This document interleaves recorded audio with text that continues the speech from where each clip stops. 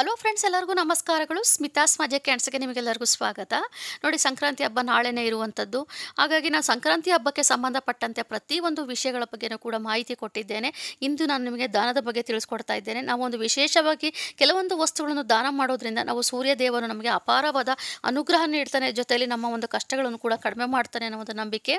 ಅದರಲ್ಲಿ ಪ್ರಮುಖವಾಗಿ ನಾವು ಕೆಲವೊಂದು ವಸ್ತುಗಳನ್ನು ನಾವು ದಾನ ಮಾಡೋದ್ರಿಂದ ತುಂಬ ವಿಶೇಷ ಫಲ ಕೊಡುವಂಥದ್ದು. ಮೊದಲನೇದು ಯಾವುದಪ್ಪ ಅಂತಂದರೆ ಕಪ್ಪು ಎಳ್ಳನ್ನು ಶನಿದೇವನ ಸಂಕೇತ ಅಂತೇಳಿ ನಾವು ಪರಿಗಣನೆ ಮಾಡ್ತೇವೆ. ಜೊತೆಯಲ್ಲಿ ಮಕರ ಸಂಕ್ರಾಂತಿಯ ದಿವಸ ನಾವು ಕಪ್ಪು ಎಳ್ಳನ್ನು ದಾನ ಮಾಡೋದ್ರಿಂದ ಶನಿದೇವನ ಆಶೀರ್ವಾದ ಮಾಡ್ತಾನೆ, ಆಮೇಲೆ ಶನಿದೋಷ ಕೂಡ ನಿವಾರಣೆ ಆಗುತ್ತದೆ ಅನ್ನೋ ಒಂದು ನಂಬಿಕೆ ಇರುತ್ತೆ.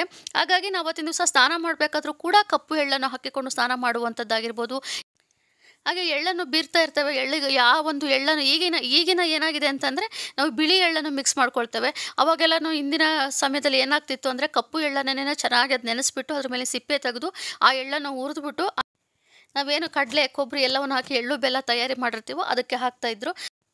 ಈಗ ನಮಗೆ ಸರಿಯಾದ ರೀತಿಯಲ್ಲಿ ಒಂದು ಬಿಳಿ ಎಳ್ಳಗೆ ಸಿಗ್ತಾ ಇರೋದ್ರಿಂದ ನಾವು ಅದನ್ನೇ ಒಂದು ಏನಪ್ಪ ಅಂದರೆ ಎಳ್ಳು ಬೆಲ್ಲದಲ್ಲಿ ಮಿಕ್ಸ್ ಮಾಡಿಕೊಂಡು ಉಪಯೋಗಿಸ್ಕೊಳ್ತೇವೆ. ಸೊ ಆದರೂ ಪರವಾಗಿಲ್ಲ, ಕಪ್ಪು ಎಳ್ಳಾದ್ರೇನಂತೆ ಬಿಳಿ ಎಳ್ಳಾದ್ರೇನಂತೆ ಒಟ್ಟಲ್ಲಿ ನಾವು ಎಳ್ಳನ್ನು ದಾನ ಮಾಡಬೇಕಾಗಿರೋದ್ರಿಂದ ಅವತ್ತಿನ ದಿವಸ ಅದರಲ್ಲೂ ಒಂದು ತುಂಬ ಜನ ಕೇಳ್ತಾಯಿದ್ರು, ಒಂದು ವರ್ಷದ ಮಗು ಕೈಯಲ್ಲಿ ನಾವು ಎಳ್ಳು ಬೀರಿಸ್ಬೋದು ಅಂತೇಳಿ. ಖಂಡಿತವಾಗ್ಲೂ ಮೊದಲೇ ವರ್ಷದಲ್ಲಿ ನೀವೇನಾದರೂ ಒಂದು ವಸ್ತುವನ್ನು ದಾನ ಮಾಡೋದು ಅಂತ ಅಂದರೆ ಕೃಷ್ಣನ ವಿಗ್ರಹ ಆಗಿರ್ಬೋದು ಅಥವಾ ಒಂದು ಬೌಲ್ ಆಗಿರ್ಬೋದು, ನಿಮಗೆ ಶಕ್ತಿಗೆ ಅನುಗುಣವಾಗಿ ನೀವು ತೆಗೆದುಕೊಂಡು ಬಂದು ನೀವು ಆ ಒಂದು ಮಕ್ಕಳ ಕೈಯಲ್ಲಿ ಎಳ್ಳನ್ನು ಬೀರಿಸಿ ನಿಜವಾಗ್ಲೂ ಖಂಡಿತವಾಗ್ಲೂ ನಿಮ್ಮ ಮಕ್ಕಳಿಗೆ ತುಂಬಾ ಒಂದು ಒಳ್ಳೆಯದಾಗ್ತಾ ಬರ್ತಾ ಹೋಗುತ್ತದೆ.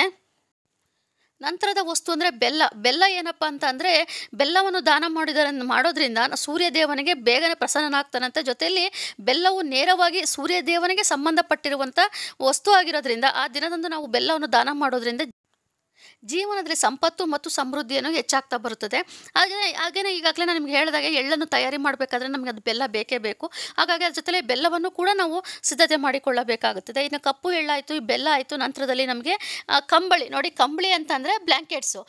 ಯಾವುದು ಅಂತಂದರೆ ಆದಷ್ಟು ಕಪ್ಪು ಬಣ್ಣದ ಬ್ಲ್ಯಾಂಕೆಟ್ಸನ್ನೇ ನೀವು ದಾನ ಮಾಡೋದ್ರಿಂದ, ಅಂದರೆ ಯಾರಿಗಾರೋ ನಿರ್ಗತಿಕರಿಗೆ ಅಂತ ದೇವಸ್ಥಾನದ ಹತ್ರ ಕೂತ್ಕೊಂಡಿರ್ತಾರೆ ಅಥವಾ ನಿಮ್ಮ ಮನೆ ಹತ್ರನೇ ಬಂದಿರೋಂಥವ್ರು ಆಗಿರ್ಬೋದು ಅಥವಾ ರೋಡ್ ಸೈಡಲ್ಲಿ ಆಗಿರ್ಬೋದು, ಪಾಪ ಕೂತ್ಕೊಂಡಿರ್ತಾರೆ. ಅದರಲ್ಲೂ ಈಗ ಚಳಿಗಾಲ ಆಗಿರೋದ್ರಿಂದ ಅವರಿಗೆ ನೀವು ತೆಗೆದುಕೊಂಡು ದಾನ ಕೊಡಿ. ಅದರಲ್ಲೂ ಕಪ್ಪು ಬಣ್ಣದ ಒಂದು ಕಂಬಳಿಯನ್ನು ತೆಗೆದುಕೊಂಡು ನಾವು ದಾನ ಕೊಡೋದ್ರಿಂದ ನಿಮ್ಮ ಜೀವನದಲ್ಲಿ ಶನಿ ಮತ್ತು ರಾಹು ದೋಷದಿಂದ ಪರಿಹಾರವನ್ನು ನೀವು ಪಡೆಯಬಹುದು.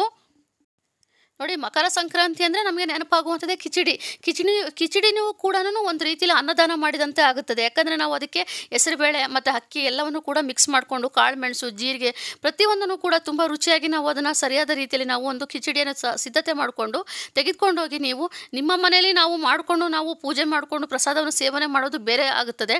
ಆದರೆ ನೀವು ಕಿಚಡಿಯನ್ನು ತಯಾರಿ ಮಾಡಿಕೊಂಡು ಬೇರೆಯವರಿಗೆ ದಾನ ಮಾಡೋದು ಕೂಡ ಹಬ್ಬದ ದಿವಸ, ಅದರಲ್ಲೂ ವಿಶೇಷವಾಗಿ ಸಂಕ್ರಾಂತಿ ಹಬ್ಬದ ದಿವಸ ನೀವು ಕಿಚಡಿಯನ್ನು ತಯಾರಿ ಮಾಡಿಕೊಂಡು ಆದಷ್ಟು ನಾವು ಪುಟ್ಟ ಮಕ್ಕಳಾಗಿರ್ಬೋದು ಇದ್ದಂಥವ್ರಿಗೆ ಕೊಡೋದಕ್ಕಿಂತ ಕಷ್ಟಪಟ್ಟು ಯಾರು ಇರ್ತಾರೋ, ಕಷ್ಟದಲ್ಲಿ ಜೀವನ ನಡೆಸ್ತಾ ಇರ್ತಾರೋ ಅವ್ರಿಗೆ ನೀವು ತೆಗೆದುಕೊಂಡು ಹೋಗಿ ಕೊಡಿ. ಈಗ ಬಿಲ್ಡಿಂಗ್ ಕನ್ಸ್ಟ್ರಕ್ಷನ್ ಮಾಡ್ತಾ ಇರ್ತಾರೆ, ಅಲ್ಲಿ ಇರ್ತಾರೆ ಪುಟ್ಟ ಮಕ್ಕಳು ಇರ್ತಾರೆ, ದೇವಸ್ಥಾನದ ಹತ್ರ ಆಗಿರ್ಬೋದು, ಎಲ್ಲೇ ಇದ್ರೂ ಕೂಡ ಅವ್ರಿಗೆ ನೀವು ತೆಗೆದುಕೊಂಡು ಹೋಗಿ ದಾನ ಕೊಡೋದ್ರಿಂದ ನಿಮ್ಮ ಒಂದು ಕಷ್ಟಗಳು ಕೂಡ ಕಡಿಮೆ ಆಗ್ತಾ ಹೋಗುತ್ತದೆ. ಅಂದರೆ ಮನೆಯಲ್ಲಿ ದನ ಮತ್ತು ದವಸ ಧಾನ್ಯಗಳಿಗೆ ಯಾವುದೇ ರೀತಿಯ ಕೊರತೆ ಆಗೋದಿಲ್ಲ ಅನ್ನೋ ಒಂದು ನಂಬಿಕೆ ಮೇಲೆ ನಾವು ಈ ಒಂದು ಕಿಚಡಿಯನ್ನು ದಾನ ಮಾಡಬೇಕಾಗುತ್ತದೆ. ನಂತರದಲ್ಲಿ ನೋಡಿ, ತುಪ್ಪ. ಈ ದಿವಸ ಅಂದರೆ ಸಂಕ್ರಾಂತಿ ಹಬ್ಬದ ದಿವಸ ನಾವು ತುಪ್ಪವನ್ನು ದಾನ ಮಾಡಬೇಕಂತೆ. ಕಾರಣ ಏನಪ್ಪ ಅಂತಂದರೆ ಸಂತೋಷ ಮತ್ತು ಸಮೃದ್ಧಿಯ ಮೂಲವಾದ ಗುರು ಅಂತ. ಹಾಗಾಗಿ ಹಸುವಿನ ಹಾಲಿನಿಂದ ಮಾಡಿದಂಥ ತುಪ್ಪವನ್ನು ನಾವು ದಾನ ಮಾಡೋದ್ರಿಂದ ಅಥವಾ ನೀವು ದೇವಸ್ಥಾನಕ್ಕೆ ಸಹ ತೆಗೆದುಕೊಂಡು ಹೋಗಿ ಕೊಡೋದ್ರಿಂದ ನಮಗೆ ಸೂರ್ಯದೇವನ ಜೊತೆಲಿ ಗುರು ಇಬ್ಬರ ಆಶೀರ್ವಾದವನ್ನು ನಾವು ಪಡೆಯಬಹುದು.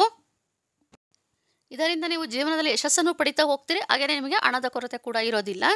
ನಂತರದಲ್ಲಿ ದಕ್ಷಿಣೆ. ನೋಡಿ, ನಿಮಗೆ ಏನೇ ನೀವು ಒಂದು ದಾನ ಮಾಡಬೇಕು ಅಂದರೆ ಕೂಡ ದಕ್ಷಿಣೆ ಸಮೇತ ಕೊಟ್ಟರೆ ತುಂಬಾ ಒಳ್ಳೆಯದು. ಈಗ ನಾವು ತಾಂಬೂಲ ಕೊಡ್ತೇವೆ.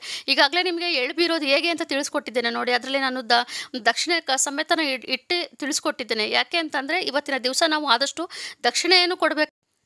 ನೀವು ಏನಪ್ಪ ಅಂದರೆ ನಿಮ್ಮ ನೈಬರ್ಸ್ಗಾಗಿರ್ಬೋದು, ಯಾರಿಗೇ ಆಗಿರ್ಬೋದು, ಎಳ್ಳನ್ನು ಬೀರುವಂಥ ಸಮಯದಲ್ಲಿ ತಾಂಬೂಲ ಜೊತೆಗೆ ಒಂದು ಸ್ವಲ್ಪ ನಿಮ್ಗೆ ಎಷ್ಟು ಸಾಧ್ಯನೋ ಅಷ್ಟು ದಕ್ಷಿಣೆಯನ್ನು ಇಟ್ಟು ದಾನ ಮಾಡಿ.